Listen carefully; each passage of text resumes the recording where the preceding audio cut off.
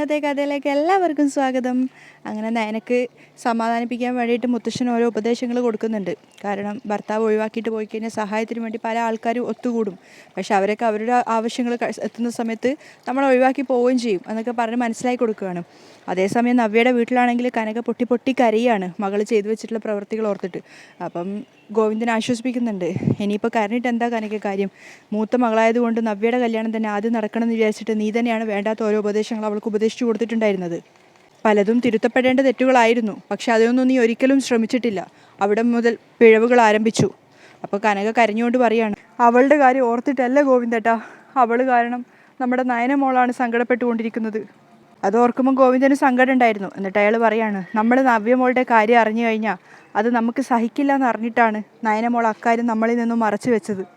സ്വന്തം ചേച്ചിയെ രക്ഷിക്കാൻ വേണ്ടി നയനമോൾ ത്യാഗം ചെയ്തു എന്ന് വേണമെങ്കിൽ പറയാം. അപ്പോൾ അങ്ങോട്ടേക്ക് നന്ദുവും വന്നിട്ടുണ്ടായിരുന്നു. നന്ദു ദേഷ്യത്തോടെ പറയാണ്, അപ്പോഴേ അവളെ ഇടിച്ച് മൂക്ക് പൊട്ടിക്കാനാണ് എനിക്ക് തോന്നിയത്. ആ നവ്യയുടെ ഞാൻ എങ്ങനെയാണ് എന്നെ നിയന്ത്രിച്ചതെന്ന് എനിക്ക് പോലും അറിയില്ല.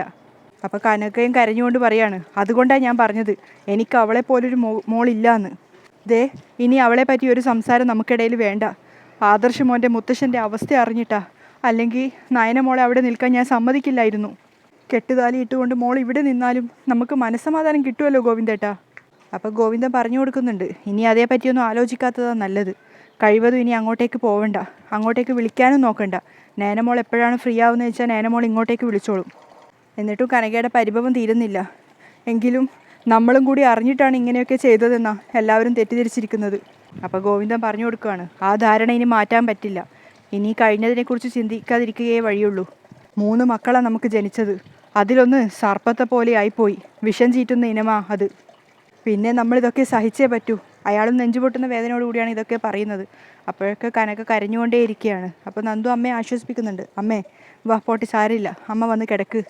അപ്പോൾ കനക പറയുന്നുണ്ട്, അമ്മയ്ക്ക് കിടന്നാലും ഉറക്കം വരത്തില്ല മോളെ. അപ്പം നന്ദു പറയാണ്, അത് സാരമില്ല, വാ അമ്മേ എന്ന് പറഞ്ഞുകൊണ്ട് അമ്മയെ വിളിച്ചുകൊണ്ട് നന്ദു അവിടുന്ന് പോവുകയാണ്. അഭി ബാറിലിരുന്ന് മദ്യപിക്കുന്ന തിരക്കിലാണ്. ആ സമയത്തൊക്കെ മനസ്സിൽ വരുന്നത് നവ്യയുടെ വയറ്റിൽ നിന്നും അമ്മ എടുത്തു കളഞ്ഞ ആ പാഡിനെ കുറിച്ചിട്ടുള്ള സംസാരങ്ങളാണ്. ഇത്രയും ദിവസം ഇവളുടെ വയറ്റിൽ ഇതാണ്, കാണുക എല്ലാവരും എന്ന് പറഞ്ഞുകൊണ്ട് ആ പാഡ് ജലജ വലിച്ചെറിയുന്നുണ്ടായിരുന്നു. ആ രംഗങ്ങളാണ് മനസ്സിൽ വന്നുകൊണ്ടിരിക്കുന്നത്. ഈ വീട്ടിൽ എന്ത് കള്ളത്തരങ്ങൾ നടന്നാലും അതിനൊക്കെ പഴി കേൾക്കുന്നത് ഞാനും എൻ്റെ മോനുമാണ്. പക്ഷേ എന്നാൽ ഇതുവരെ ഇതുപോലുള്ള വിചിത്രമായ എന്തെങ്കിലും സംഭവങ്ങൾ എൻ്റെയും എൻ്റെ മോൻ്റെയും ഭാഗത്തു നിന്നുണ്ടായിട്ടുണ്ടോ? അച്ഛനും അമ്മയും നാഴികയ്ക്ക് 40 വട്ടം ഇവളുമാരെ സപ്പോർട്ട് ചെയ്യുമായിരുന്നല്ലോ, ഇപ്പോൾ ഒന്നും പറയാനില്ലേ? ജലജ ആ പ്രശ്നത്തിനിടയിൽ ചോദിച്ച ആ വാക്കുകൾ തന്നെയാണ് അബിയുടെ മനസ്സിൽ വരുന്നത്. വീണ്ടും വീണ്ടും മദ്യപിച്ച അവസാനം അവിടെ ബില്ലൊക്കെ പേ ചെയ്തിട്ടാണ് അബി എഴുന്നേറ്റ് നടക്കുന്നത്. പക്ഷേ കാലുകളൊന്നും നിലത്ത് ഉറക്കുന്നുണ്ടായിരുന്നില്ല. കുറച്ച് മുന്നോട്ടേക്ക് വന്ന സമയത്ത് തന്നെ ഓപ്പോസിറ്റ് വരുന്നുണ്ടായിരുന്ന ഒരു വെൽ ഡ്രസ്സ് ധരിച്ച ഒരു ചെറുപ്പക്കാരൻ്റെ ദേഹത്തേക്ക് അബി ഇടിക്കുകയാണ്. കാരണം അബിയുടെ കാല് നിലത്ത് ഉറക്കുന്നുണ്ടായിരുന്നില്ല. അപ്പം നടക്കുന്നത് വെച്ചായിരുന്നു. അപ്പോൾ അയാളുടെ ദേഹത്തേക്ക് ചെന്ന് ഇടിക്കുകയാണ്. അപ്പോൾ അബി തന്നെ എന്നിട്ട് ദേഷ്യത്തോടെ അയാളോട് ചോദിക്കുന്നുണ്ട്, എന്താടാ നിനക്കൊന്നും കണ്ണില്ലേ, നീ എന്താലോചിച്ച് നടക്കുക? അപ്പോൾ അവൻ തിരിച്ചും ചോദിക്കുന്നുണ്ട്, അത് തന്നെയാണ് എനിക്ക് നിന്നോട് ചോദിക്കാനുള്ളത്, നീ ഇങ്ങോട്ട് വന്ന് ഇടിച്ചിട്ട് എന്നോട് ചോദിക്കുകയാണോ? അപ്പോൾ അബി പറയും, ഓഹോ ഞാൻ ആരാണെന്ന് നിനക്കറിയാമോ? അപ്പോൾ അവൻ തിരിച്ചു പറയുന്നുണ്ട്, നീ ആരാണെന്ന് എനിക്ക് നന്നായിട്ട് അറിയാടാ, നീ ഒരു വേസ്റ്റ് ഫെല്ലോ. അനന്തപുരിയിലെ അനന്തമൂർത്തിയുടെ കൊച്ചുമോനെ വേസ്റ്റ് എന്ന് നീ വിളിക്കുന്നോടാ? അബി ദേഷ്യത്തോടെ ചോദിക്കുന്നുണ്ട്. അപ്പോൾ അവൻ തിരിച്ചു പറയാണ്, ഡാ കുടുംബം എത്ര വലുതാണെങ്കിലും നിൻ്റെ തലതൊട്ടപ്പന്മാർ എത്ര വലിയ കാരണവന്മാരാണെങ്കിലും നിനക്കിപ്പോൾ ഒരു കുടുംബമുണ്ട്, നിൻ്റെ ഭാര്യ ഉൾപ്പെടുന്ന കുടുംബം. ആ കുടുംബത്തിൽ നീ ഒരു വേസ്റ്റാണെന്നാണ് പറഞ്ഞത്. അതായത് നിൻ്റെ ഭാര്യയുടെ മുന്നിൽ നീ ഒരു ഫ്ലോപ്പാ. അത് കേട്ടത് അബിക്ക് ദേഷ്യം വന്ന് അവനൊരു തട്ട് കൊടുക്കുകയാണ്. അപ്പോഴേക്കും ബേറർ വന്നിട്ട് 2 പേരോടുമായിട്ട് പറയുന്നുണ്ട്, സാർ ഇവിടെ വെച്ചൊന്നും വേണ്ട സാർ. അപ്പോൾ അയാളെയാണ് ബേറർ പിടിച്ചിട്ടുണ്ടായിരുന്നത്. അപ്പം ബേററോട് അവൻ പറയുന്നുണ്ട്, താനൊന്ന് ചുമ്മാതിരിക്കടോ. എടോ നമ്മൾ കാർ സെക്കൻഡ് ഹാൻഡ് വാങ്ങിക്കും, ബൈക്കും സെക്കൻഡ് ഹാൻഡ് വാങ്ങിക്കും, പക്ഷേ ഭാര്യയെ സെക്കൻഡ് ഹാൻഡ് വാങ്ങിക്കോടോ? അബിയെ നോക്കിക്കൊണ്ട് പരിഹാസത്തോടെയാണ് അയാൾ ബേററോട് സംസാരിക്കുന്നത്. അപ്പോഴേക്കും അബി അവൻ്റെ കഴുത്തിൽ കുത്തിപ്പിടിച്ചിട്ട് പറയുന്നത്, ഡോ നിന്നെ ഞാൻ. അവനൊന്നും പ്രതികരിക്കാതെ അബി പിടിച്ചതുപോലെ തന്നെ അവിടെ നിൽക്കുകയാണ്. പക്ഷെ അബിയെ തുറിച്ച് നോക്കുന്നുണ്ട്. അപ്പോൾ അബി ദേഷ്യത്തോട് ചോദിക്കുകയാണ്, ഡോ എന്താടാ പറഞ്ഞ നീ? സാർ വേണ്ട സാർ. ആ ബേറർ വീണ്ടും അവർക്കിടയിൽ കയറുന്നുണ്ട്. അപ്പോൾ അബി അവനോട് പറയാണ്, നീ പറഞ്ഞതിൻ്റെ അർത്ഥം എന്താണെന്ന് പറഞ്ഞിട്ട് നീ ഇവിടുന്ന് പോയാൽ മതി. അപ്പോഴേക്ക് ബേറർ വീണ്ടും പറയാണ്, സാർ വിട് സാർ, ഇതിനകത്ത് വെച്ച് ഒന്നും വേണ്ട സാർ, പുറത്ത് വെച്ച് എന്ത് വേണമെങ്കിലും ആയിക്കോ.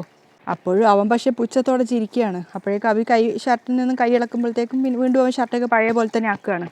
അതുകൊണ്ട് പെൺകുട്ടികൾ പെട്ടെന്ന് തന്നെ ഇഷ്ടപ്പെടാറുണ്ട്. അതുപോലത്തെ ഒരുത്തിയാണ് നിൻ്റെ ഭാര്യ. അതുകൂടെ കേട്ടപ്പോൾ അബിയുടെ കൺട്രോൾ പോവാണ്. അവൻ്റെ ഷർട്ടിന് കുത്തിപ്പിടിച്ച് അവനെ ഒരു ടേബിളിൻ്റെ മുകളിൽ വലിച്ചഴക്കുകയാണ്. അപ്പോഴേക്കും എല്ലാവരും ഇടപെടുന്നുണ്ട്. നീയൊക്കെ മാറി നിൽക്കടാ, നീ എന്താ പറഞ്ഞേ എന്നൊക്കെ ചോദിച്ച് അവൻ്റെ നേരെ തട്ടിക്കയറുകയാണ്. അപ്പോഴും നിർമ്മൽ പറയുന്നുണ്ട്, ഓയ് കൂൾ കൂൾ, എടാ അബി, നിന്നോട് എനിക്ക് സഹതാപം മാത്രമേ ഉള്ളൂടാ. നീ വീട്ടിൽ പോയി നിൻ്റെ ഭാര്യയോട് ചോദിച്ചു നോക്ക് നിർമ്മലിനെ അറിയാവോന്ന്. അതുകൂടെ കേട്ടപ്പോൾ അബി ഷർട്ടിൻ്റെ പിടിവിടുകയാണ്. കാരണം അവൻ പറഞ്ഞതിൽ എന്തോ കാര്യമുണ്ടെന്ന് അബിക്കും തോന്നുന്നുണ്ട്. അപ്പോൾ അവൻ പറയുന്നുണ്ട്, കോളേജ് പഠിക്കുന്ന കാലം മുതലേ ഞങ്ങൾ തമ്മിൽ അടുപ്പത്തിലാണ്. അവളുടെ ഫസ്റ്റ് കാമുകനാണ് ഞാൻ. അത് കഴിഞ്ഞിട്ട് ഇനി എത്ര പേര് കാമുകന്മാരായിട്ടുണ്ടെന്ന് എനിക്കറിയില്ല. എന്തായാലും എൻ്റെ കാമുകിയായിരുന്നവളാണ് നിൻ്റെ ഭാര്യയായത്. അവൾക്കന്നേ കാശുള്ള ആണുങ്ങളോട് വലിയ താല്പര്യമായിരുന്നു. അതുകൊണ്ടായിരിക്കും എന്നേക്കാളും കാശുള്ള ഒരുത്തൻ വന്നപ്പോൾ അവൾക്ക് അയാൾ മതിയെന്ന് തീരുമാനിച്ചേ. എന്തായാലും ഒരുത്തനെ പ്രേമിച്ച് അവനുമായി കറങ്ങി നടന്നതിന് ശേഷം വേറൊരുത്തനെ കെട്ടുമ്പോൾ അവളുടെ ആദ്യത്തെ കാമുകന് പറയാം അവൾ സെക്കൻഡ് ഹാൻഡ് ആണെന്ന്. അബി ശ്രദ്ധയോടുകൂടിയാണ് നിർമ്മൽ പറയുന്നതൊക്കെ കേട്ട് നിൽക്കുന്നത്. തിരിച്ചൊന്നും പ്രതികരിക്കുന്നില്ല. അപ്പം നിർമ്മൽ വീണ്ടും പറയുന്നുണ്ട്, അങ്ങനെ പറയുന്നതിൽ ഒരു തെറ്റുമില്ല. അപ്പം അബി തിരിച്ചു പറയുന്നുണ്ട്, നീ ഈ പറഞ്ഞത് കള്ളമാണെങ്കിൽ ഈ ബാറിലുള്ളവർക്ക് നിൻ്റെ വീടറിയാം. നിൻ്റെ വീട് തിരക്ക് പിടിച്ച് വന്ന് കൊല്ലും നിന്നെ ഞാൻ. പക്ഷെ അവൻ കൂളായിട്ടാണ് പറയുന്നത്, ആയിക്കോ, ഞാനും അവളും ഒന്നായിരുന്നടാ കുറേ നാൾ. അതിന് എന്ത് തെളിവുകൾ വേണമെങ്കിലും നിരത്താൻ ഞാൻ തയ്യാറാ. അപ്പം അബീം പറയുന്നുണ്ട്, ശരി എങ്കിലേ നമുക്ക് വീണ്ടും കാണേണ്ടി വരും. അതിനെന്താ, എവിടെ വേണമെങ്കിലും ഞാൻ വരാം. നവ്യയുടെ മുന്നിൽ നിന്ന് സംസാരിക്കാൻ പോലും ഞാൻ തയ്യാറാ. എങ്കിൽ പിന്നെ ഇപ്പം നടന്നതൊക്കെ അങ്ങ് മറന്നേക്ക് എന്ന് പറഞ്ഞുകൊണ്ട് അബി അവൻ്റെ തോളിൽ തട്ടുകയാണ്. അപ്പോൾ അവനും അത് എന്ന് പറഞ്ഞ് അഗ്രി ചെയ്യുന്നുണ്ട്. അതിനുശേഷം രണ്ടുപേരും കൈ കൊടുത്തിട്ടാണ് പിരിയുന്നത്. അതിനുശേഷം അബി ഇരുന്ന് അതേ ചെയറിൽ തന്നെയാണ് വന്ന് അയാളും ഇരിക്കുന്നത്. അപ്പം വേറൊരു വന്നിട്ട് ചോദിക്കുന്നുണ്ട്, സർ എന്തിനാണ് സാർ ഒരു കുടുംബം കലക്കുന്നത്? അപ്പം നിർമ്മൽ പറയാണ്, അവൻ അതൊന്നും ഒരു പ്രശ്നമല്ലെന്ന് മനസ്സിലായില്ലേ, അതുകൊണ്ടല്ലേ അവൻ എനിക്ക് കയ്യും തന്നിട്ട് പോയത്. വേറെ വല്ലവരും ആയിരുന്നെങ്കിൽ മദ്യക്കുപ്പി എടുത്തിട്ട് എൻ്റെ തലക്കടിക്കത്തില്ലായിരുന്നോ? കുറേ കാര്യങ്ങളൊക്കെ മനസ്സിലാക്കിയിട്ട് തന്നെയാണ് ഞാൻ സംസാരിച്ചത്. നിർമ്മൽ ബേററോടായിട്ട് പറയുകയാണ്, താൻ പോയി കഴിക്കാൻ എന്തെങ്കിലും എടുത്തോണ്ട് വാ. എന്നിട്ടാണ് അയാൾ അവിടുന്ന് പോകുന്നത്. അതേസമയം ഇതൊന്നും അറിയാതെ നവ്യ അനന്തപുരി നല്ല സുഖമായിട്ട് കിടന്നുറങ്ങുകയാണ്. നയന മുറിയിലേക്ക് കോഫിയും കൊണ്ട് വരുന്ന സമയത്ത് ആദർശിനെ കാണുന്നുണ്ടായിരുന്നില്ല. അപ്പോൾ കോഫി അവിടെ വെച്ചിട്ട് അവളിങ്ങനെ സ്വയം പറയുന്നുണ്ട്, ഇതെവിടെ പോയി എന്ന് പറഞ്ഞിട്ട് ബാത്റൂമിലൊക്കെ നോക്കാൻ വേണ്ടി പോവാണ്. പക്ഷെ അവിടെ ഉണ്ടായിരുന്നില്ല ആദർശ്. അപ്പം നയന സ്വയം ചിന്തിക്കുകയാണ്, ഒരുപക്ഷെ എൻ്റെ മുഖം കാണുന്നത് ഇഷ്ടമല്ലാത്തത് കൊണ്ട് എവിടേക്കെങ്കിലും പോയതായിരിക്കും. നയന അടുക്കളയിലേക്ക് വരുന്ന സമയത്ത് മീനാക്ഷി പച്ചക്കറി അരിഞ്ഞുകൊണ്ടിരിക്കുകയാണ്. അപ്പോൾ അവർ ചോദിക്കുന്നുണ്ട്, മോൾ ആകെ സങ്കടത്തിലാണല്ലോ. അപ്പം നയന പറയാണ്, സങ്കടപ്പെടാൻ മാത്രമുള്ള സംഭവങ്ങൾ ഇവിടെ നടക്കുന്നുണ്ടല്ലോ ചേച്ചി. ഒരു തെറ്റും ചെയ്യാതെ മോള് പഴി കേൾക്കുക അല്ലേ? അവർ ചോദിക്കുമ്പോൾ നയന പറയുന്നുണ്ട്, എൻ്റെ ഭാഗത്തും തെറ്റുണ്ട്. എന്നെ സപ്പോർട്ട് ചെയ്യുന്ന കുറച്ച് ആൾക്കാരുണ്ട് ഈ വീട്ടിൽ. അവരുടെ കരണത്തടിക്കുന്ന പണിയാണ് ഞാൻ കാണിച്ചത്. അപ്പോഴേക്കും ദേവയാനി ജലജയും കൂടെ അടുക്കളയിലേക്ക് വരുന്നുണ്ടായിരുന്നു. മീനാക്ഷിയോട് സംസാരിച്ച് നിൽക്കുന്ന നയനെ കണ്ടപ്പോൾ ദേവയാനി ചോദിക്കുന്നുണ്ട്, ആഹാ, മീനാക്ഷി പണി ചെയ്യുന്നത് നീ നോക്കി നിൽക്കുകയാണോ? അപ്പോൾ ജലജ പറയാണ്, ഇവളെ കൊച്ചമ്മ ചമഞ്ഞ് അവൾക്ക് നിർദ്ദേശങ്ങൾ നൽകുമായിരിക്കും. അപ്പോൾ ദേവയാനി മീനാക്ഷിയോടായിട്ട് പറയുന്നുണ്ട്, മീനാക്ഷി നീ ജോലി നിർത്ത്. നിന്നെ ഒരുപാട് സഹായിക്കുന്നത് ഇവളല്ലേ, അതുകൊണ്ട് അത് ഇനിയും തുടരട്ടെ. ഇനി അങ്ങോട്ട് മീനാക്ഷിക്ക് വരെ വെച്ച് വിളമ്പണം നീ എന്ന് വെച്ചാ ശരിക്കും ഇനി ഇവിടുത്തെ ജോലിക്കാരി നീയാ. മീനാക്ഷി നയനയും പരസ്പരം മുഖത്തോട് മുഖം നോക്കുകയാണ്, ഒന്നും പറയാതെ. അപ്പോൾ ജലജ പറയുന്നുണ്ട്, അങ്ങനെ വീട്ടു ജോലിക്കാരിയാകാൻ മാത്രം യോഗ്യതയുള്ളവന്മാരെ വീട്ടിലെ മരുമക്കളാക്കിയതാണ് നമുക്ക് പറ്റിയ തെറ്റ്. അതിനും അവർ രണ്ടുപേരും മറുപടി ഒന്നും പറയുന്നില്ല. അപ്പോൾ ജലജ വീണ്ടും ദേവയാനിയോട് പറയാണ്, പിന്നെ ഇവളെ കൊണ്ട് പാചകം ചെയ്യിപ്പിക്കുന്നത് ഒന്ന് സൂക്ഷിച്ച് വേണേ ഏടത്തി. ഇവളുടെ ഉള്ളിലൊക്കെ നമ്മളോടിപ്പോൾ തീർത്താ തീരാത്ത ദേഷ്യമാണ്. അത് ചിലപ്പോൾ ഭക്ഷണത്തിൽ തീർക്കുമെന്ന് പറയാൻ പറ്റില്ല. അപ്പോഴേക്കും നയന പറയുന്നുണ്ട്, കഴിക്കുന്ന ഭക്ഷണത്തിൽ കള്ളത്തരം കാണിക്കുന്ന സ്വഭാവം എനിക്കില്ല. അപ്പോൾ ജലജ കളിയാക്കിയിട്ട് പറയാണ്, ആ നിനക്കങ്ങനെ ഒരുപാട് നല്ല ഗുണങ്ങളുണ്ട്, അതൊക്കെ ഓരോന്നായിട്ട് പുറത്തു വന്നുകൊണ്ടിരിക്കുകയാണല്ലോ. അപ്പോൾ ദേവയാനി മീനാക്ഷിയോട് പറയാണ്, നിന്നോട് ഞാൻ പറഞ്ഞത് കേട്ടല്ലോ, ഇവളായിരിക്കും ഇനി മുതൽ നിനക്കും ഭക്ഷണം ഉണ്ടാക്കി തരുന്നത്. നീ വെറുതെ നോക്കി നിന്നാൽ മാത്രം മതി. അപ്പം മീനാക്ഷി നയനെ നോക്കുകയാണ്. അപ്പം നയനയോടായിട്ട് ദേവയാനി പറയുന്നുണ്ട്, ആദർശിൻ്റെ മുത്തശ്ശനും മുത്തശ്ശിക്കും വേണ്ടി നിനക്ക് കുറച്ച് നാൾ ഇവിടെ പിടിച്ചു നിൽക്കാം. അത് കഴിഞ്ഞാൽ നിനക്ക് ഇവിടുന്ന് പോവേണ്ടി വരും. നീ ചെയ്ത തെറ്റിന് നിനക്ക് അർഹിക്കുന്ന ശിക്ഷ നീ അനുഭവിച്ചേ പറ്റൂ. നയന ഒന്നും പറയാതെ സങ്കടപ്പെട്ട് നിൽക്കുകയാണ്. അപ്പോഴേക്കും ദേവയാനി പോകുന്നുണ്ട്. അപ്പോൾ ജലജ നയനയോട് പറയാണ്, എടി നോക്കി നിൽക്കാതെ എന്തെങ്കിലുമൊക്കെ ചെയ്യടി. അവർ രണ്ടുപേരും പോയപ്പോൾ മീനാക്ഷി നയനയോട് പറയുന്നുണ്ട്, ഇത് ഭയങ്കര കഷ്ടമാണല്ലോ മോളെ. സാരമില്ല, ഇതൊക്കെ കേൾക്കാനും അനുഭവിക്കാനും എനിക്ക് യോഗ്യതയുണ്ട്. എന്നിട്ട് നയന അടുക്കളയിലേക്കുള്ള ജോലിയിലേക്ക് കയറുകയാണ്. ജാനകി ഉമ്മറത്തിരുന്ന് പത്രം വായിച്ചുകൊണ്ടിരിക്കുമ്പോഴാണ് ഒരു സെക്കൻഡ് പോസ്റ്റുമായിട്ട് വന്നിട്ടുള്ളത്. ഒപ്പിട്ട് വാങ്ങിച്ച് നോക്കിയ സമയത്ത് അത് ഡിന്നറിന് അന്ന് എടുത്ത ഫോട്ടോസുകളായിരുന്നു. അപ്പോൾ അതൊക്കെ ജാനകി സന്തോഷത്തോടു കൂടി നോക്കുകയാണ്. അതിനുശേഷം അത് അകത്ത് കൊണ്ടുവെക്കാൻ വേണ്ടി പോകുമ്പോഴേക്കും അവിടെ തലവേദന എടുത്തുകൊണ്ട് ആദർശ് ഇരിക്കുന്നുണ്ടായിരുന്നു. ഇളയമയെ കണ്ട സമയത്ത് ആദർശ് പറയുന്നുണ്ട്, ആ ഇളയമേ, നല്ല തലവേദനയുണ്ട്, ഒരു ചായ ഇട്ട് തരാമോ? അപ്പോൾ അവർ ആ ഫോട്ടോസ് അവിടെ വെച്ചുകൊണ്ട് ആദർശിനോട് പറയാണ്, ഇപ്പോൾ കൊണ്ടുവരാം. ഇളയമ്മ അവിടുന്ന് കിച്ചണിലേക്ക് പോയ സമയത്ത് ആദർശ് അവർ കൊണ്ടുവച്ച ആ ഫോട്ടോസ് എടുത്ത് നോക്കുകയാണ്.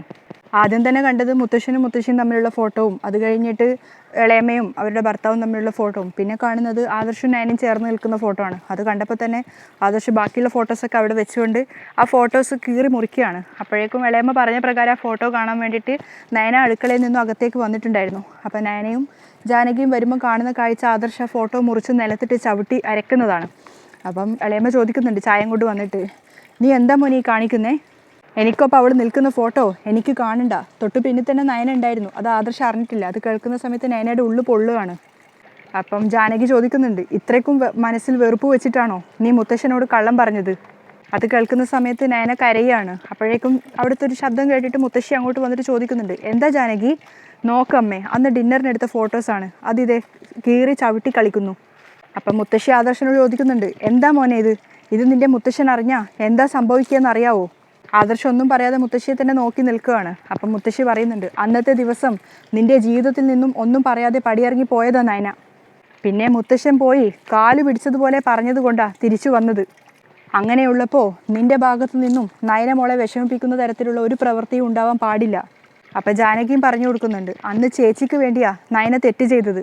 പക്ഷെ ആദർശ് പറയാണ്, അവൾ ചെയ്ത തെറ്റ് എനിക്കൊരിക്കലും പുറത്തു കൊടുക്കാനാവില്ല. അപ്പം മുത്തശ്ശി ചോദിക്കുന്നുണ്ട്, നീ ചെയ്ത തെറ്റ് നയന മോള് പൊറുക്കുന്നില്ലേ? അപ്പോൾ ആദർശ് ചോദിക്കുക, ഞാൻ അവളോട് എന്ത് തെറ്റ് ചെയ്തു എന്നാ മുത്തശ്ശി പറയുന്നേ? അപ്പം മുത്തശ്ശി പറയാണ്, നീ ചെയ്ത തെറ്റ് എന്താണെന്നൊന്നും വിളിച്ചു പോവാനൊന്നും ഞങ്ങൾക്ക് പറ്റില്ല. പക്ഷെ നീ ശരിക്ക് തെറ്റ് ചെയ്തിട്ടുണ്ട്. നയന മോളെ സ്നേഹിക്കുമെന്ന് വാക്ക് കൊടുത്തിട്ട് നീ ശരിക്ക് പറഞ്ഞാൽ നയന മോളെ സ്നേഹിച്ചിട്ടില്ല. അത് ഞങ്ങൾക്ക് എല്ലാവർക്കും അറിയാം. പക്ഷെ ആദർശ് അതിന് തിരിച്ചൊന്നും മറുപടി പറയുന്നില്ല. അത് കേൾക്കുന്ന സമയത്ത് നയന ഒന്നുകൂടെ കരയാണ്. ഞാനീ തർക്കിക്കുന്നൊന്നുമില്ല. ആദർശ് പറയുന്ന സമയത്ത് ജാനകി കയ്യിലിരിക്കുന്ന ചായ അവന് നേരെ നീട്ടുകയാണ്, ഇതാ ചായ കുടിച്ചിട്ട് പോ. അപ്പോൾ ആദർശ് പറയുന്നുണ്ട്, ഇനി ചായ കുടിച്ചാലൊന്നും തലവേദന മാറത്തില്ല. എന്നിട്ട് അവൻ അവിടുന്ന് പോവുകയാണ്. ആദർശ് പോയതിന് ശേഷം കരഞ്ഞുകൊണ്ട് അവർക്ക് അരികിലേക്ക് നയന വരികയാണ്. അപ്പം മുത്തശ്ശി പറയുന്നുണ്ട്, മോൾ ഇവിടെ നടന്നതൊന്നും കാര്യമാക്കണ്ട.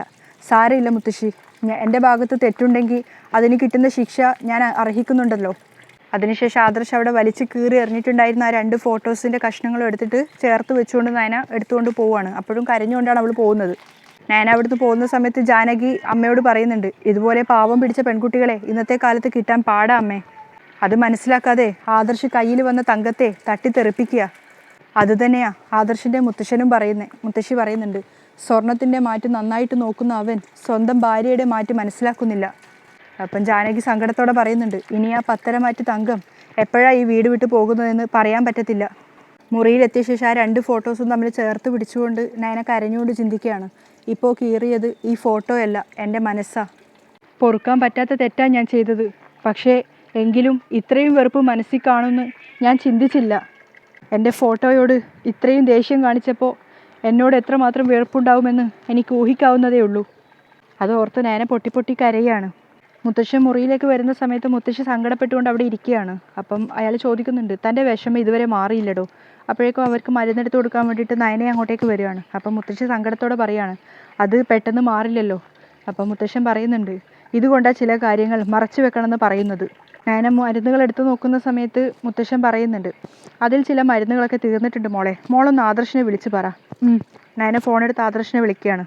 നയനയുടെ കോള് കാണുന്ന സമയത്ത് ജ്വല്ലറിയിലാണ് ആദർശ് ഉള്ളത്. പക്ഷേ ദേഷ്യത്തോടെ അവൻ ഫോൺ കട്ട് ചെയ്യുകയാണ്. നയന വീണ്ടും വിളിക്കുന്നുണ്ട്. നയന വീണ്ടും വിളിക്കുന്ന കാണുമ്പോൾ മുത്തശ്ശൻ നോക്കുന്നുണ്ടായിരുന്നു. അപ്പം നയന മനസ്സിൽ വിചാരിക്കുകയാണ്, എന്നെ റിജക്ഷൻ ലിസ്റ്റിലിട്ടു എന്നാണ് തോന്നുന്നത്. അപ്പം മുത്തശ്ശൻ ചോദിക്കുന്നുണ്ട്, എന്താ മോളെ? അത് പിന്നെ ഔട്ട് ഓഫ് റേഞ്ച് എന്നാണ് പറയുന്നത്. അപ്പം മുത്തശ്ശൻ പറയുന്നുണ്ട്, ഈ സമയത്ത് അവൻ ഓഫീസിൽ കാണേണ്ടതാണല്ലോ. ചില നേരത്ത് അവിടെ റേഞ്ച് കാണില്ല.